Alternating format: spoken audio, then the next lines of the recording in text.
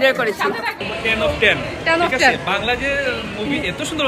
দেশ পেরিয়ে প্রবাসের মাটিতেও প্রশংসা কুড়াচ্ছে শাকিব খানের রাজকুমার সিনেমা। কেমন লাগছে? আরে বলার মতো না। কান্না করছো? 19 এপ্রিল আমেরিকা ও কানাডায় 76টি সিনেমা হলে রিলিজ পেয়েছে শাকিব খানের রাজকুমার সিনেমাটি। তো এত বেস্ট ছিল মুভিটা, খুবই ভালো লেগেছে আর সিরিয়াসলি। এই সিনেমা রিলিজের পরপরই প্রবাসী দর্শকদের মধ্যে অন্যরকম এক আমেজ লক্ষ্য করা যায়। অনেকদিন পর প্রবাসীর নিজ দেশে সিনেমা পেয়ে আনন্দে আত্মহারা হয়েছেন অনেক প্রবাসী দর্শকরাই। ভালো লাগছে মুভিটা, আসলে বাংলাদেশে মানে এমন একটা মুভি এতদিন পরে শুরুর দিকে এই সিনেমার দর্শক সংখ্যা মোটামুটি থাকলেও ধীরে ধীরে সিনেমা হলগুলোতে প্রবাসী দর্শকদের উপচে পড়া ভিড় লক্ষ্য করা যায়। আর শেষ তথ্য অনুযায়ী কানাডা ও আমেরিকার বিভিন্ন থিয়েটারে শাকিব খানের রাজকুমার সিনেমার বেশিরভাগ শোই হাউসফুল গিয়েছে।